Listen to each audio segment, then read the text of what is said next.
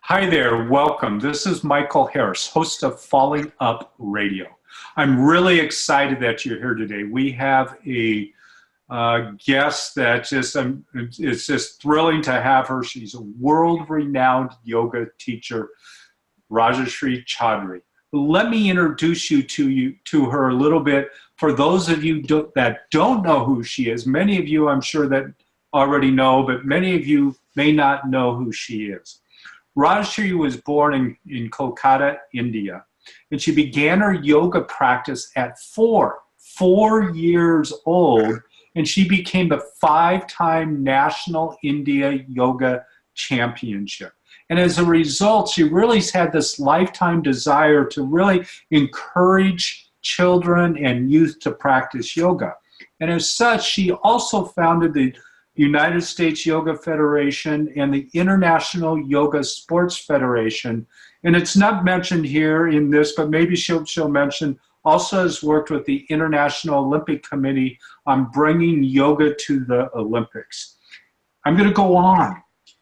Rajashree has this incredible special focus on really the emotional side of yoga. So, you know, not only the impact on the mind, body, spirit, but what's going on emotionally, and really how yoga helps us deal with our life and all the challenges and the joys that come about. But wait, don't go anywhere. Rajashree also has a degree in yoga therapy and is certified by the International Association with Yoga Therapists. I have to read this because it's so much. Rajashree travels worldwide, conducts yoga seminars, workshops, retreats, women's retreats, and so on. She's inspired by a number of her own teachers, BKS Iyengar, Dr., and I hope I pronounce this right, Kashala Das, and Dr. P.S. Das, and other great teachers as well. Let me see. The other thing that I really appreciate about yoga, or about Rajashree, is that she has a lot of focus on helping the people of the world in so many different ways. As such, she's involved with Karma for Kids, which is dedicated to helping kids with cancer. She works closely with Uprising Yoga, which is really helping child victims of sex trafficking and stopping sex trafficking. She's involved with Team Red, White, and Blue that helps the veterans of our country through yoga and other activities, and it goes on and on and on. She really has a devotion again to children and women, and as such, she created the Rajashree Pregnancy Yoga Series, which is really a series, a system that helps pregnant women really have healthy, nurturing pregnancies and easier childbirth, perhaps. And again, it goes on and on and on. So welcome, Rajashree Choudhury, to our show today. I really feel blessed to have you here today. Thank you, Michael. You gave such a big introduction. Well, I feel like it's still only half of introduction. One of the things that I didn't mention was when I came to teacher training in 1998, you had a profound effect on my life, and really on that emotional side and on that personal side, I really felt an opening up as a result of some of our conversations and some of our discussions. So I'm internally grateful for that. Thank you so much. Yeah. So tell the listeners, you started yoga at 4 years old. Now, that was at the encouraging of your parents, or yes, what really got you started? Right. I started yoga 4 years old because one of my cousins started doing yoga practice who was older than me, and she had some eye complication. So she started going with my mother. It was a ladies club, which first teacher you just pronounced the name called Dr. Kushala Das. Yes. So her center is called Mahila Yoga Kendra. So when she started practicing there, and I used to go with my mom, just my mother never kept me home alone, so we used to go together with her. And then Kushala Das actually encouraged my mom that have myself, for me to join the class with everybody, and especially being child, it would be nice for me to start yoga early age. Yeah. So for me, it was a nice addition, and actually it was more for my mother was great because she could go out in the afternoon with me, and after when I get back, from school, I started already in Montessori. So Yeah. I used to go and practice, and it really helped me because I remember my parents used to talk about my health, that I was very much, like a naughty child, and I always like to eat which is bad food, like something junk or something really not good. So they used to say that that helped me my digestion, and also helped me find my general health long Yeah. run. That's where I found as a therapeutic yoga. From the beginning, it was more like a prescription chart, and Kushala Das used to write that chart, and the teacher used to do practice with me every day, like a half an hour. Oh, That really? was the way my yoga was introduced to my life. Yeah. Yeah. And did you take to it right away? Did you really like it, or And did no, not at all. you? Not at all. I really did not like, because I like sports. I used to be doing a lot of running, in the school, like a track and field. And that was my really happy time when I used to run, and I used to be trying to make my, speed faster than everybody, and continuously practice. In the early morning, I used to get up always. That was my routine in my life was, and I used to go and practice all the time. And then when I had to do that in the afternoon after I get back from school, it was more for my mom. And then I kind of felt it that, oh, it's good that I will meet all other same age group, my kid, like a friends. So that was very nice that there was introduction of yoga to the kids from very early age in India.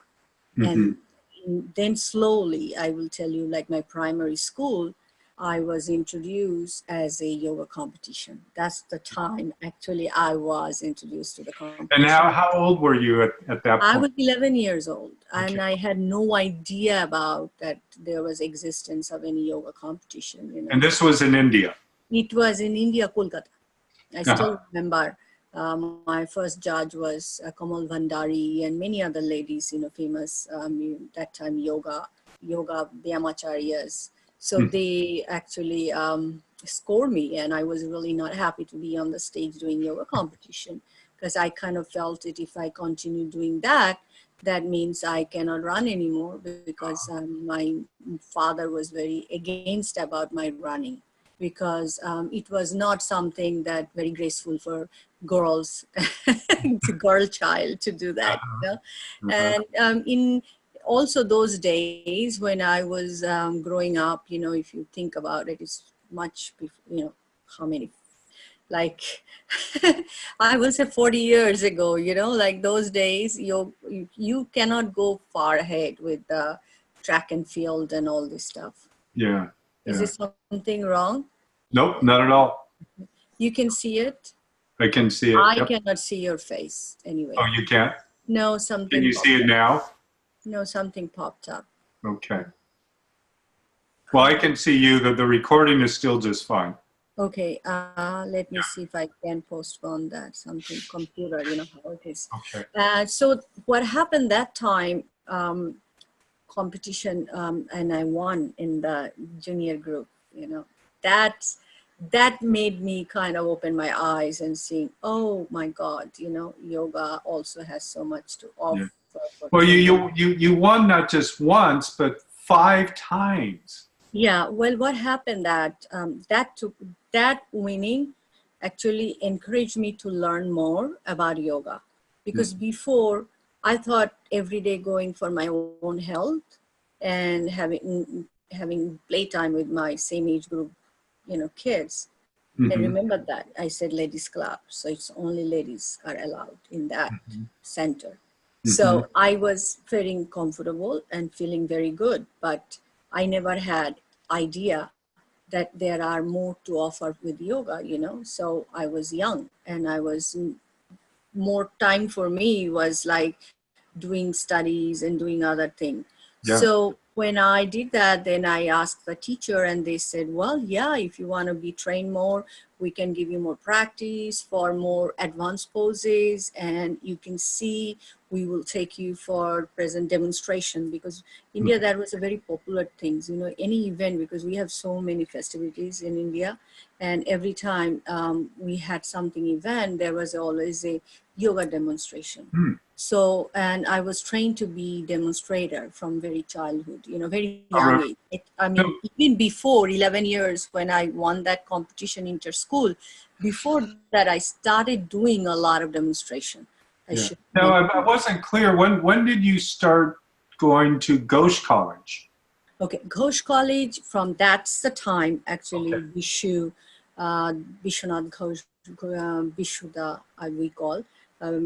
He found me in one of my demonstration, you know, and he says, okay, because Kushala Das's brothers, P.S. Das, Dr. Das, started giving me some lessons, you know, like a more for performance and demonstration. Then Vishuda said, you must come and, you know, start practicing in my center, and we are going to train you. So he started putting more time for me and giving me more advanced practice, and putting me on the stage with a lot of other different activities. So it was those days in India is like, if you are representing one center, you are not supposed to represent any other, you know, like you are belongs to. But from the beginning, I feel now, I think about it, you know, my childhood, and I was always wanted to learn. Yeah. And when I go back and I ask my lot of those days who taught me, because I had, you know, India, many teachers is not always the head teacher is going to help you. It's always there is junior teacher. And they always says, anytime demonstration comes or my competition comes, they used to get crazy how many times I used to show my performance. Like I wanted to be perfect, you know, just when I'm up there, I just confident enough. So it was just, I learned about myself. Well, I've seen some of the older videos, and I know that I still have copies of them somewhere. I've got them in a box and I think in my storage in the basement right now. But some of those videos, like laying on a sword. Yeah, that was Bishuda's teaching me, because that was Bishtu Ghosh Club special thing, you know, that they are the one who actually teaches all those, I won't say trick, but there is a process of going into some kind of we call transcendent yoga, you know, where you just withdraw all your senses, the pain and sensation, and you just surrender yourself, you know. Yeah. But, so it's a lot of breathing and confidence, also mental. Well, and I remember being in at Ghosh College in India and Kolkata, and walking around with, I call him spear in the eye Sam. Yes, right. And he would put the thing with the rebar and the razor blade and like push against the wall and bend the rebar. You know, those days we were I think that club was the first one to introduce, and now you see a lot of things on many shows, but I never seen anything before like that. Yeah. But I visited before, even 11 years old, because a lot of time in Ghosh's College used to hold some special events. So I remember from the ladies club, we all used to go and see some presentation. So you asked me about how did I do the All India Championship. So what they do, when I won the inter-school, has nothing to do with All India. What they do, then they train you. Then you go to the district competition, then you go to the state competition, and then you go to the India competition. So there is a level. Yeah. So the level is you have to go through. You just cannot just go and appear into the India competition. Right. Only 1982, when Vishuda started first Vishnu Ghosh Cup in Kolkata, That was the Master Cup for kind of like you come from the ladies group, you come from the male group, and the end who won the Vishnu Ghosh Cup, they has to be champion between both gender together.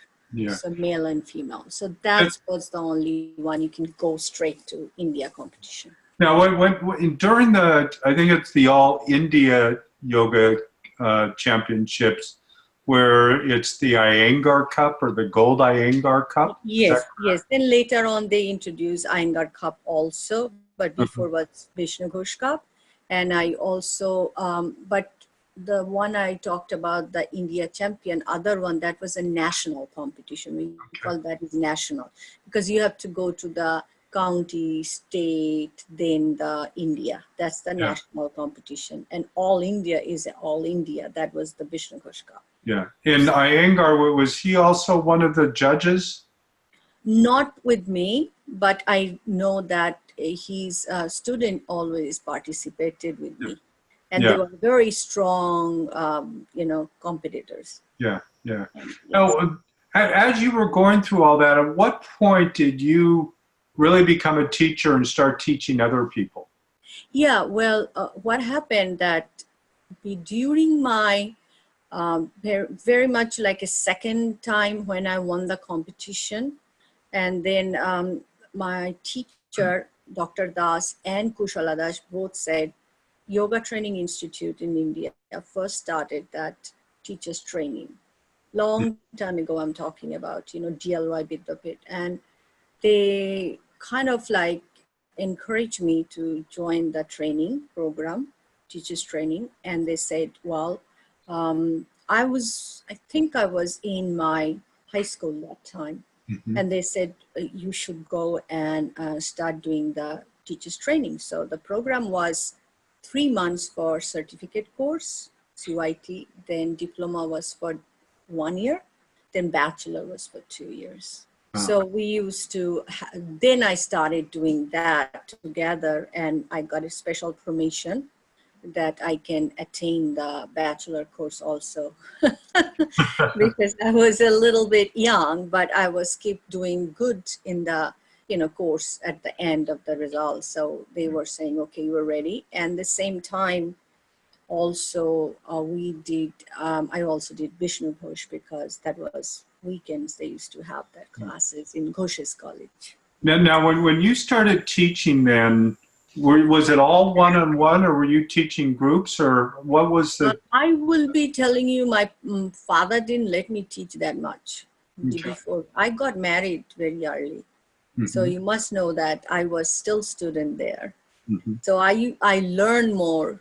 My application happened more after I came to this country, more teaching.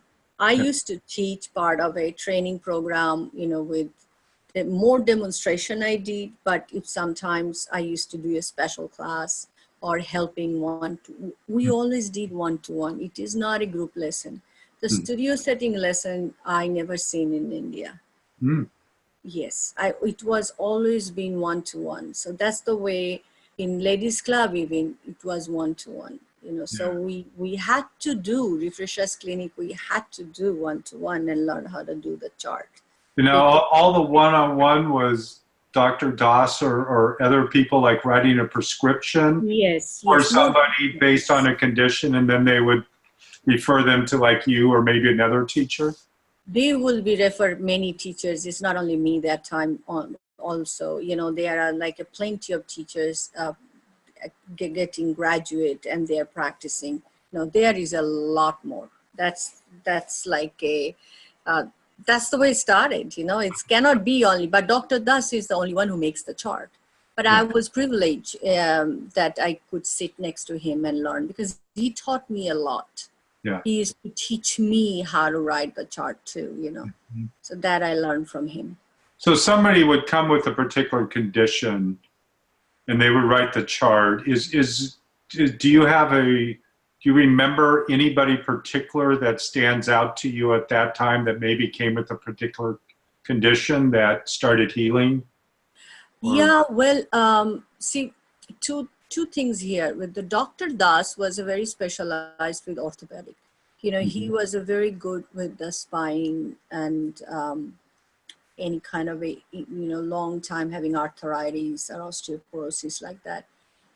India, mostly the women have a big problem with the arthritis on their knee or the osteoporosis, and they have a very in Calcutta, especially some lifestyle, have seen that overweight is a big problem. Mm-hmm. So it's always a complaint for women, like, and they don't have enough time because the way the lifestyle, and we in India we eat like a 3 or 4 times a day. Yeah. So if they prepare the meal and they serve the meal, they all eat together. It's kind of a just custom and tradition. So I remember that couple of times that women used to come and they're really, really heavy weight and not able to walk at all and complaining and really bad on the spine. And Dr. Das is able to look into the screen, like he had a x-ray to look at it, whole thing in his room. He has all set up system. So he used to look at it and pinpoint where is the problem and try to give the therapy, like one-to-one therapy. Instead, also he used to give like a shortwave ray and some water treatment, like a hot and cold pack, all these things, part of yoga therapy. That's the way he used to teach. So I remember that amazing improvement happened. So many people, I mean, I don't need to go too far. It happened to my mom. Yeah. Like my mother has a routine now and Dr. Das's chart. Wow. And she's following every day. I mean, she is better shape than when I was young.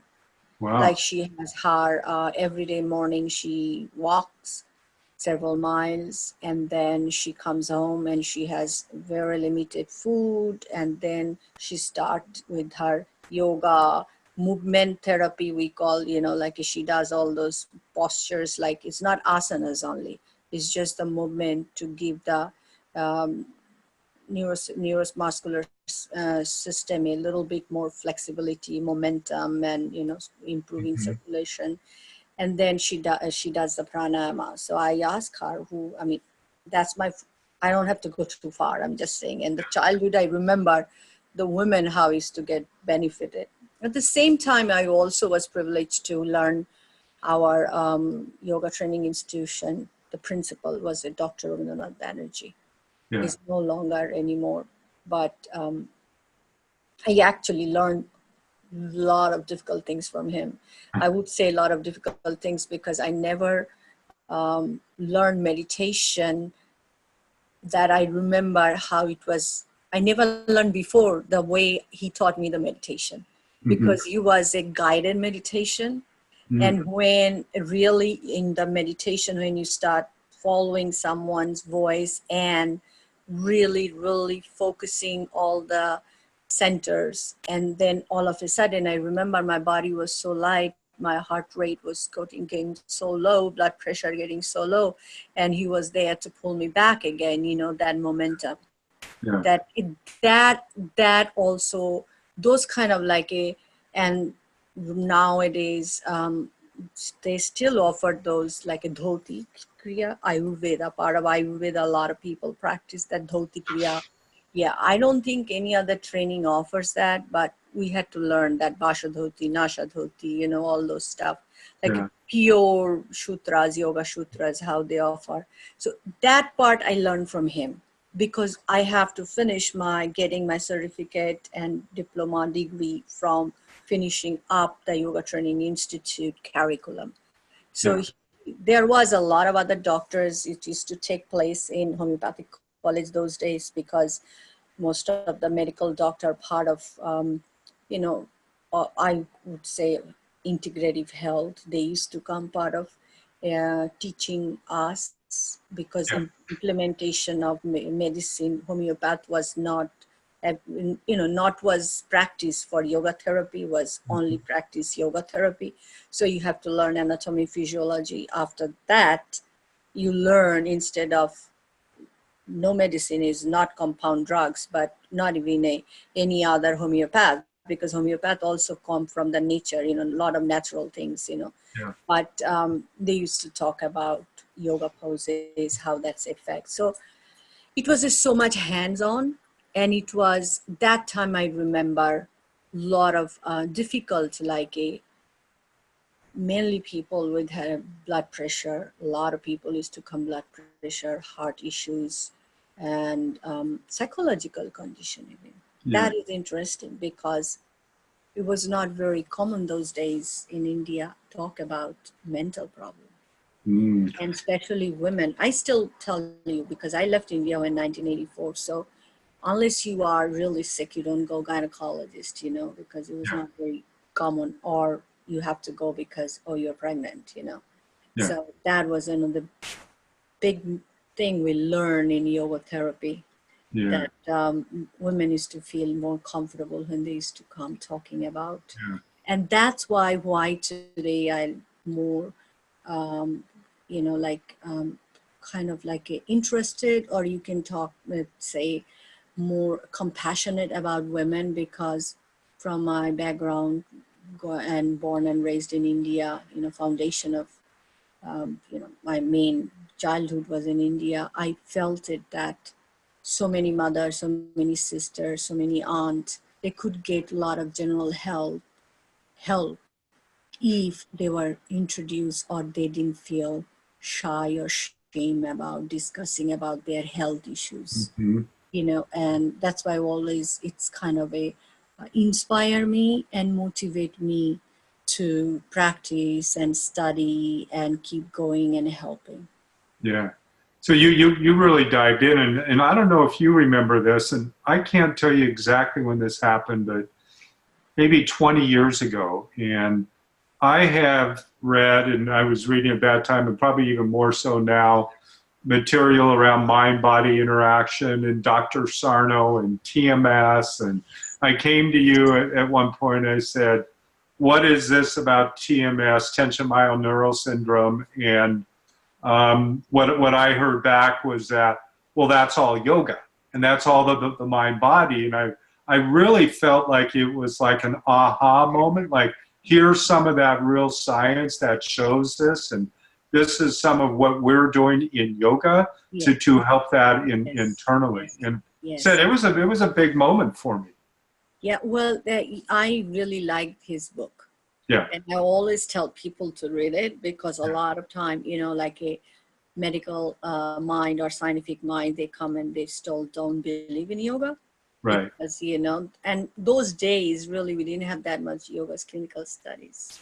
Yeah. So what used to happen, people only used to feel the good, but they didn't know how they're feeling good.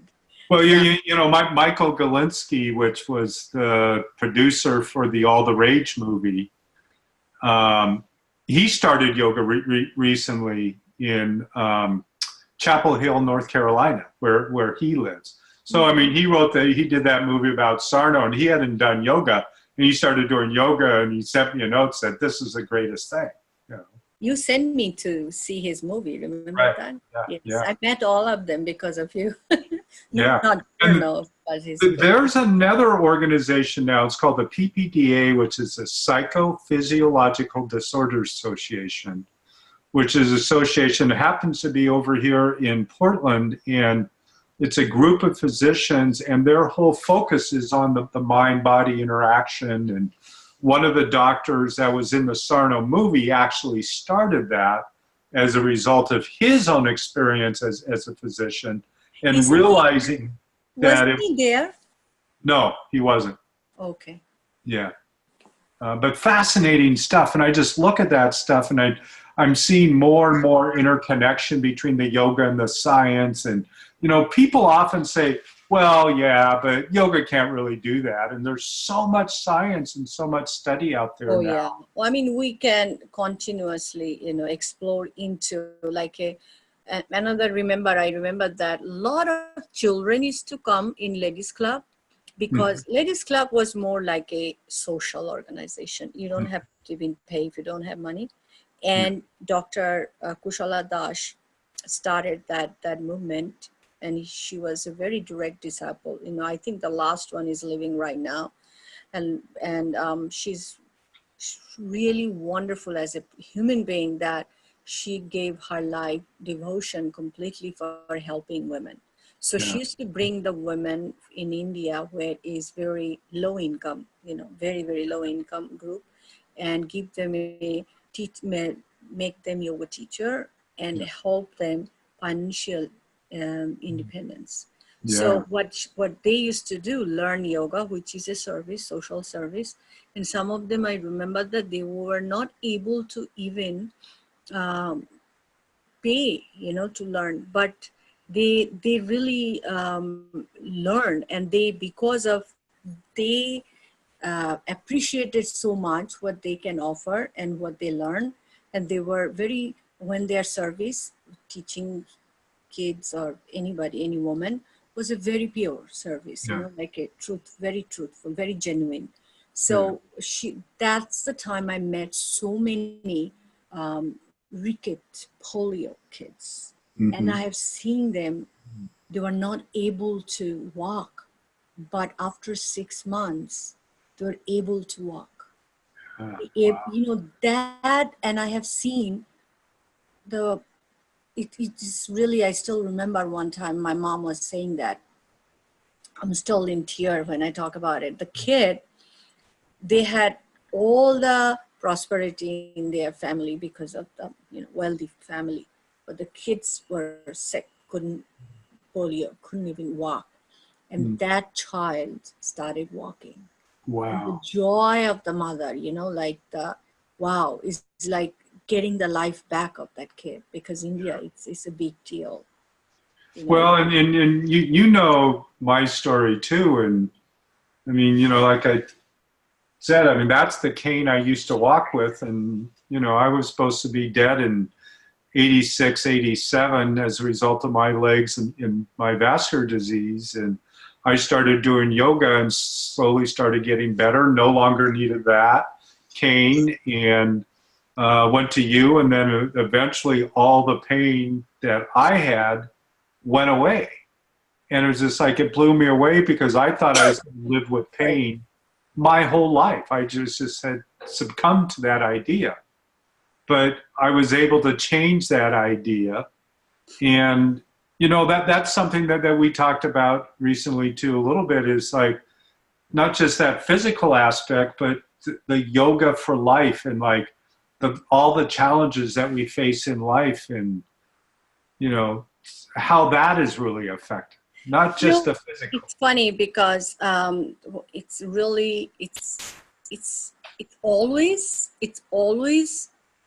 there, Mhm. but you really understand to differentiate, Mhm. before that comes, that you don't want to go to that phase. You want to go, when you practice yoga, gives you such a concentration, focus, and confidence that immediately you move away from that direction. If anything, negative thoughts or negative energy or negative emotion, you start acknowledging more.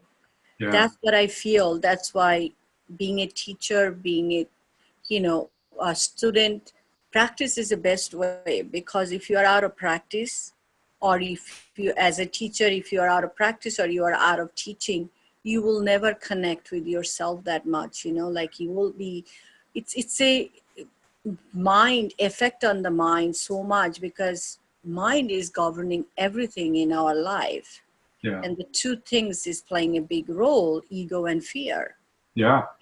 and that's kind of block your intelligence, Yeah. and that causes all emotional trauma in life, and then from there, nothing working fine, always you are in pain and fatigue.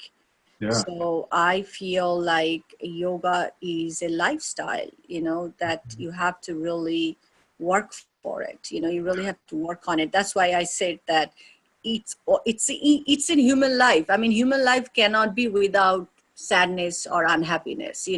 Certain things we don't disagree, it will be sad and it will be unhappy. Yeah. So that doesn't mean you have to concentrate on unhappy and sad, Yeah. and you have to find something from there. I Yeah. mean, that's what I feel in my life. Doesn't matter, every day it's a new day. Yeah.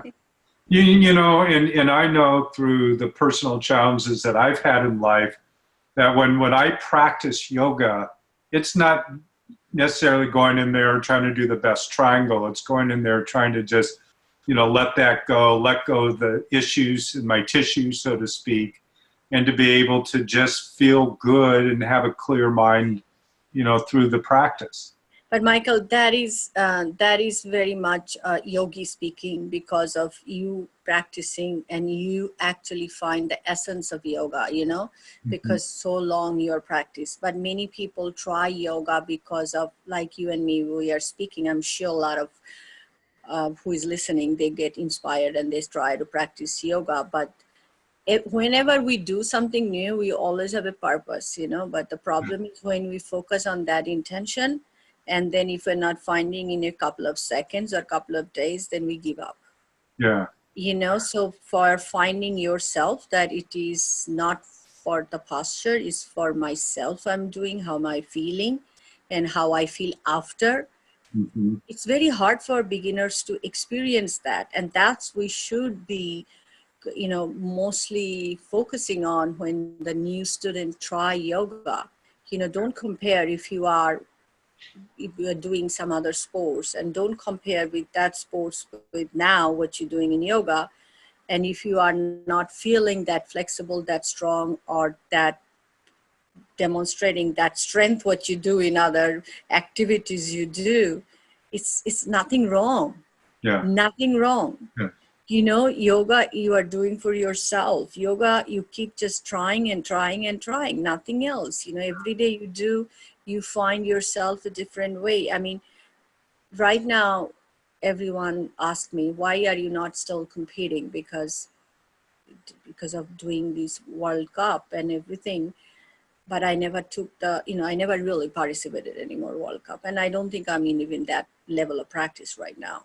Yeah. But I don't have any shyness to say that, because my experience from competition was different. My experience from the competition was today. That's why I'm keep doing yoga.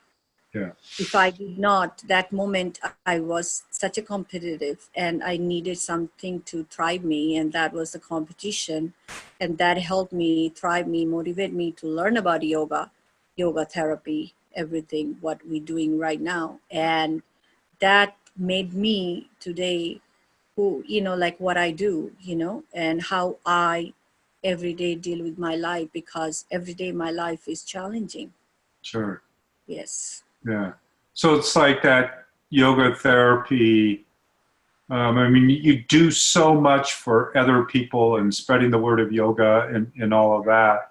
And that's part of yoga, part of that union and part of that sharing. And it's also like, what do you do for yourself? I mean, or do you get up at 2 o'clock in the morning and meditate? I really do. And that's a really sad part. I don't know when I become a Dinacharya practitioner that I wake up such early in the morning. I think I used to do 4, now I became a 2, I do wake up, and that was the time for me, meditation and writing.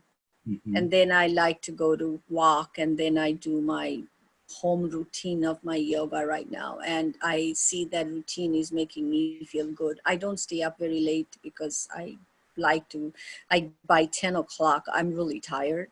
Yeah. But so for me, that time is my time that I want to be listening music and fall asleep, Sure. Yes, I got to do something for myself. If I don't do it, I don't feel I'm like together, I don't feel myself that I'm together. Yeah. I mean, I do a little meditation in yoga when I get up in the morning as well, and it's become part of me. It's not necessarily very long, but it's where it is right now. It really like starts my day, very well. It's like I got to have a bowl of cereal, but before I have my bowl of cereal, I have to do this other thing, but it's just as important as that bowl of cereal. Yeah, I like to have my incense, like I like aroma. So I have my nice incense burning, and then I just love to do that. Yeah.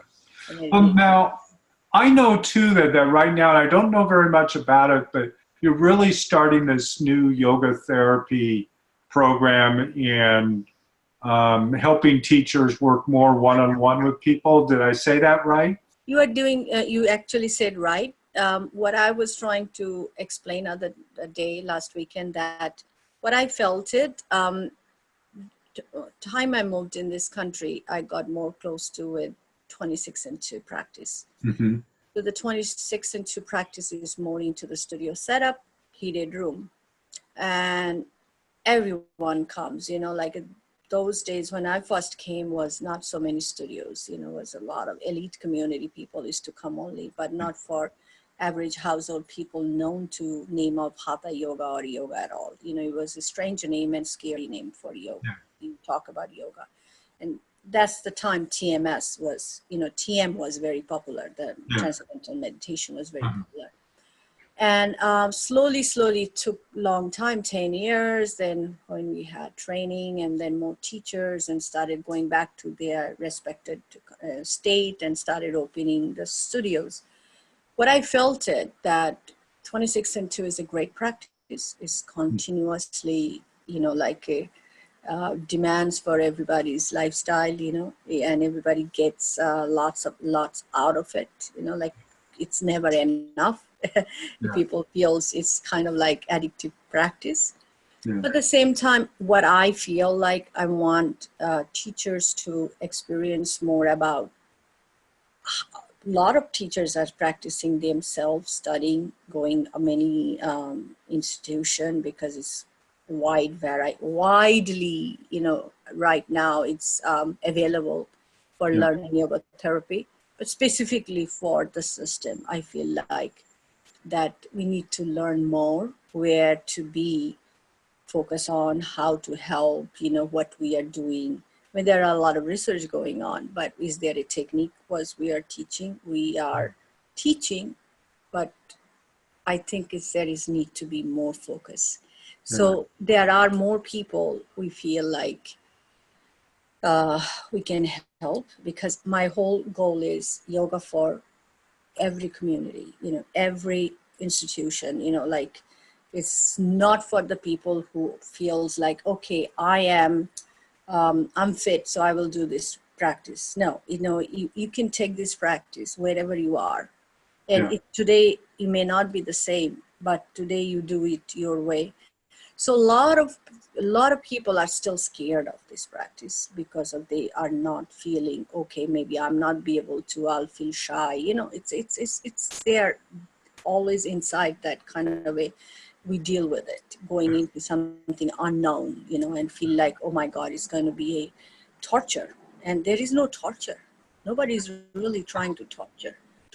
We are trying to put ourselves in, and you allow, you know, like every practice they say, you push yourself a little bit more every day. Or if you feel, you know, it's okay, stay there and keep being there. So that differences, you know, I wanted to help. And there are, I find, who cannot go in the class. There are some cases that they cannot. How to teach them separately, just like the way I learned in India. So I wanted to kind of develop that more. But yes, there are going to be a little bit addition of many other things in there, because it has to be, because I'm going to bring it what I learned in India. So are you going to be actually offering a specific teacher training and certification? I haven't thought of that much yet, but you know, slowly things might develop. Right now, I am thinking of myself helping others, at least providing my service for that. That's all I am trying to do right now. I haven't thought about other things yet, because that's too far to think. I mean, we have so many teachers training is in the world going on. It's a lot. They're everywhere. They're everywhere. So they're every block in this town. Yeah, I feel like more we just practice and more we just learn. At least we need to start offering this, you know. Yeah. That's what I was trying to talk about it. Yeah.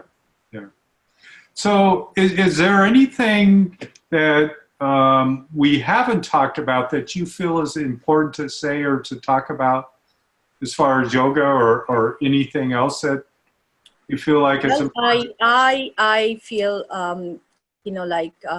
like how is yoga class? You feel like when you come or you walk in and you feel like do you belong there? Like are you belongs to this class?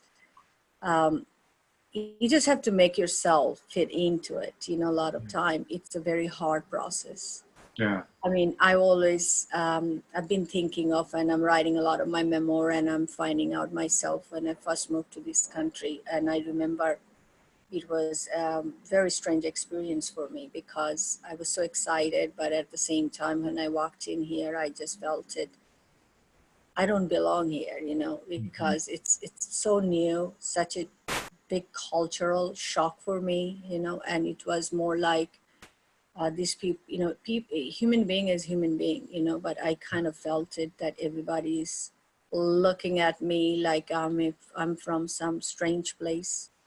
And everywhere I've been examined with their X-ray eyes and finding out, kind of like it was put me in such a big examination, and you just feel like you got to kind of like pass this. It's like I have to pass. It was not easy for me, Mhm. so I feel like every day class is like that. Yeah. I always connect that feeling, and I want everybody to feel that. If I feel like always I say, if I can do it, you can do it. If you Yeah. can do it, I will try. I'll try to do it.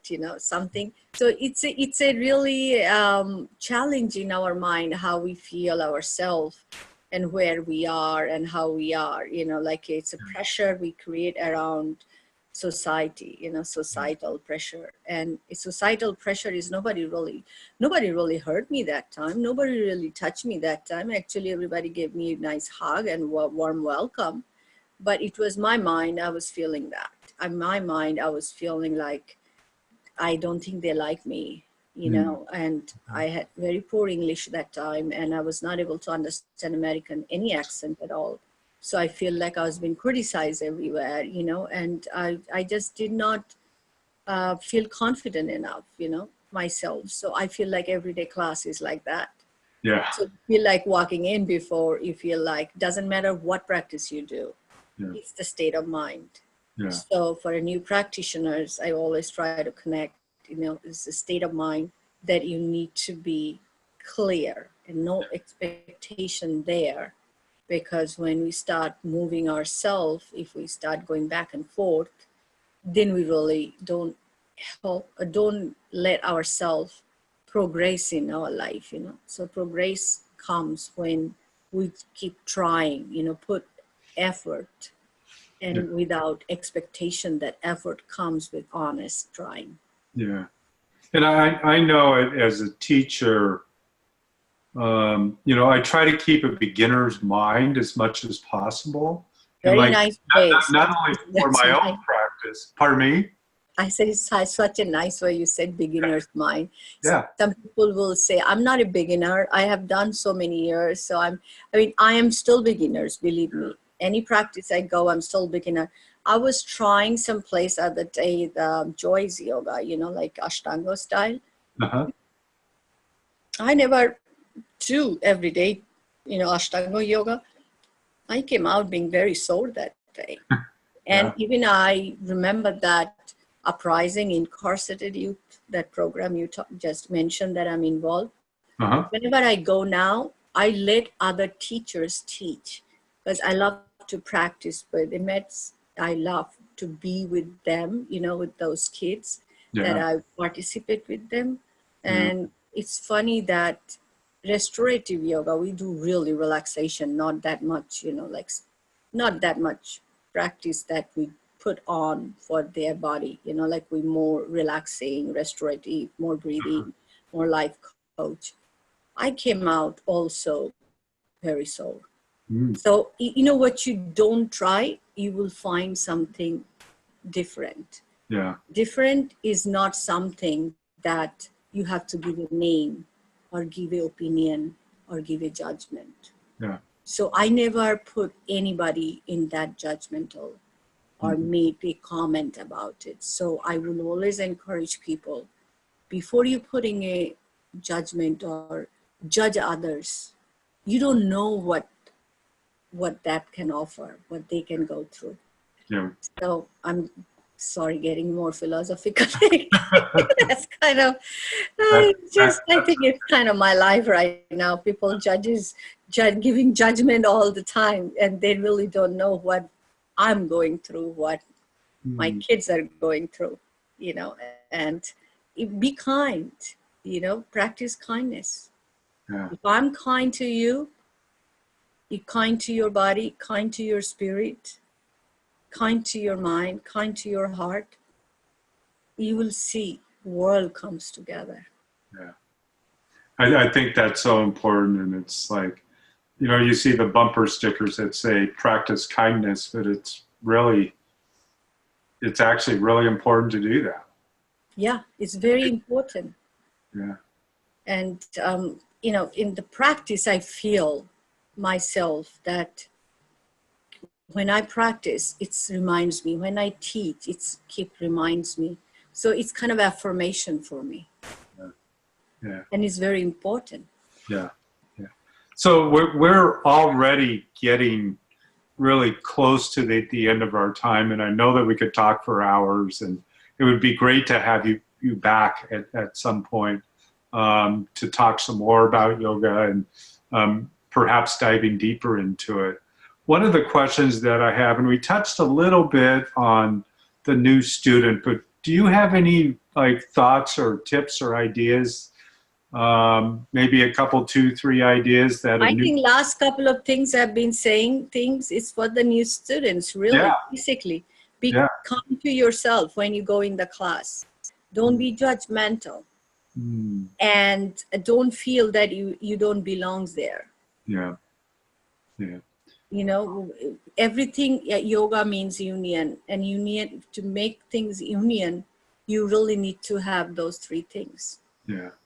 I know one of the comments that I will often make, beginning a class or during class, and this is true whether for a new student or an ongoing student, is, do what you can according to your ability at any given moment, any given day. 100%.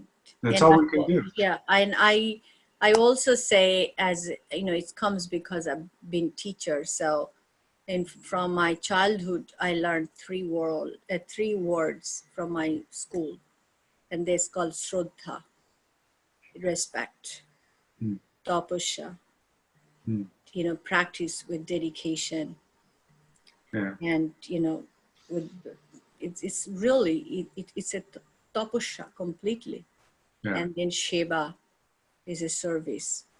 So when you're doing this for yourself, still don't keep your eyes closed. Keep your eyes open. You never know where you can help others. Yeah.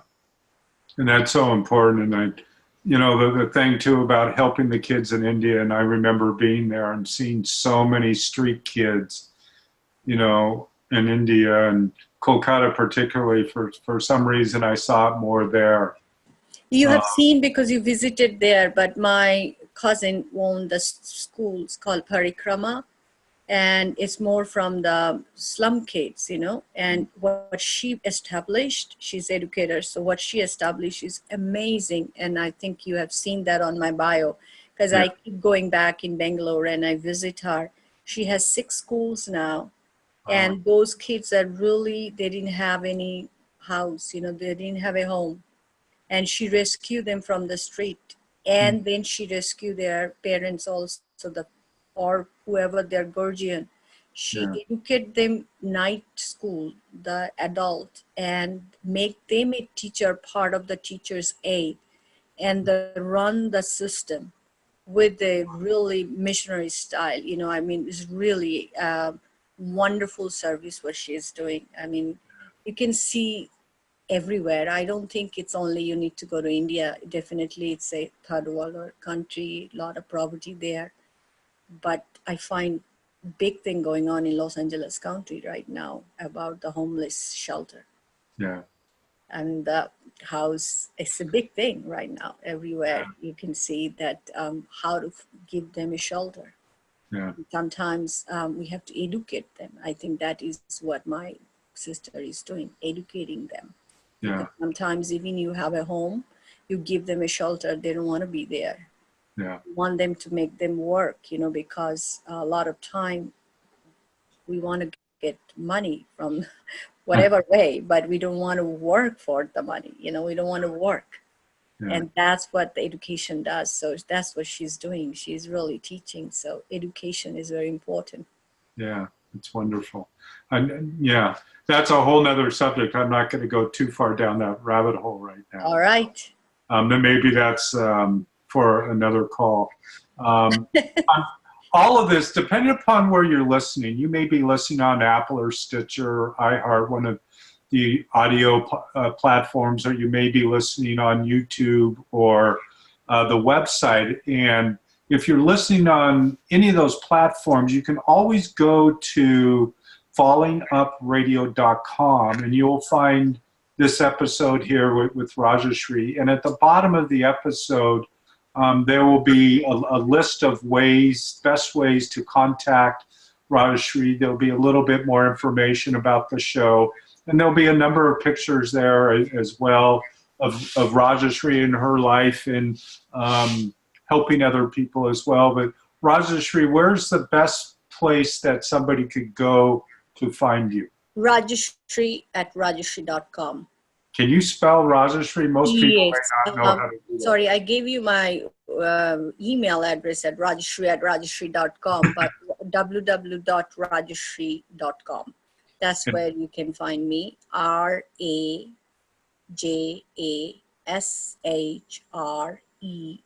Rajashree. Right. Yeah. And you also have you're on like Facebook and I'm on Facebook. I have my public page too, where I post all my workshops. Yeah. And then Twitter, Instagram, yeah, everywhere. Yeah. And I make sure that I connect with the people when they write. So it doesn't matter where do you live, what part of the world you live. Sure. If I am not flying, if I'm I'm in the city that I can have a resource of the internet, then I will definitely answer. Yeah. Well, you're really you're really teaching the world yoga. I think world also teaching me yoga. Yeah. I think world is teaching me what is yoga means for how to live yogic life, or how to practice true yoga, that union and selfless service. Yeah. We definitely all need money to live, but sometimes we also need to give something to others. Yeah. And that's what I think very important for all of us. We always work, but sometimes once a week at least, we try something to give. Yeah. Or every day, if you can practice that, something to give. Every day. Yeah. So, Rajashree, it's been wonderful to have you here. You. I'm extremely grateful. Thank you. Over the years and now the decades, I've learned so much from you. But it's like every time we talk, I learn something new. Oh, it took me to my childhood, Michael. That was so nice. Yeah. Because we have to always accept our childhood, right? In our life. Yeah. So thank you. Again, this has been Rajashree Choudhury chatting with us, having a conversation about yoga and life on Falling Up Radio.